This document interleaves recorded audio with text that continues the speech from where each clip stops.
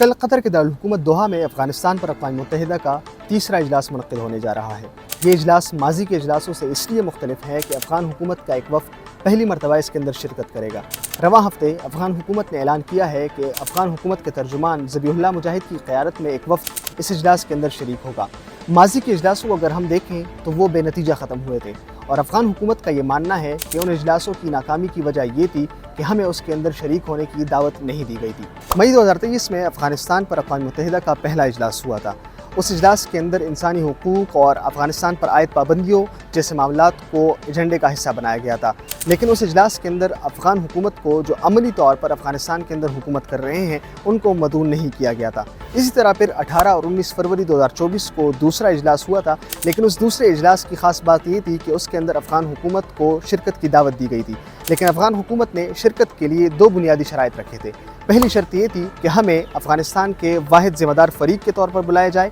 यानी हमें soul representative की हैसियत दी जाए, और दूसरे नंबर पर हमारे साथ आला सतह पर बातचीत का अहतमाम किया जाए। लेकिन उस वक्त अक़वाम मुत्तहिदा के सेक्रेटरी जनरल एंटोनियो गुतेरेस ने इन मुतालिबात या इन शराइत को नाकाबिल कबूल करार दिया था। अक़वाम मुत्तहिदा की under secretary general rosemary DiCarlo ने जब हाल ही में अफ़गानिस्तान का दौरा किया और अफ़गान हुक्काम को इस तीसरे इजलास में शिरकत की दावत दी, तो हमने अफ़गान हुकूमत के तर्जुमान से रब्ता किया था, तो उन्होंने हमें बताया था कि हम इस इजलास में शिरकत के ऊपर गौर कर रहे हैं, लेकिन हमारे मुतालिबात और शराइत आज भी वही हैं जो हमने दूसरे इजलास के मौका के ऊपर रखे थे। लेकिन अब चूँकि अफ़गान हुकूमत इस इजलास के अंदर शरीक होने जा रही है, तो सवाल ये बनता है कि क्या अक़वाम मुत्तहिदा ने अफ़गान हुकूमत की ये शराइत मान लिए या नहीं। इसका जवाब हमें ख़वातीन के ख़िलाफ़ इम्तियाज़ी सलूक के ख़ात्मे के सिलसिले में अक़वाम मुत्तहिदा की बनाई गई कमेटी के हालिया आर्टिकल के अंदर मिलता है। इस आर्टिकल के अंदर अक़वाम मुत्तहिदा की इस कमेटी ने ख़दशा ज़ाहिर किया है और उन्होंने ख़दशा इस बात के ऊपर ज़ाहिर किया है कि इस इजलास के अंदर अफ़गान ख़वातीन को शरीक नहीं किया जा रहा, जबकि माजी के इजलासों के अंदर अफ़गान सिविल सोसाइटी के अफराद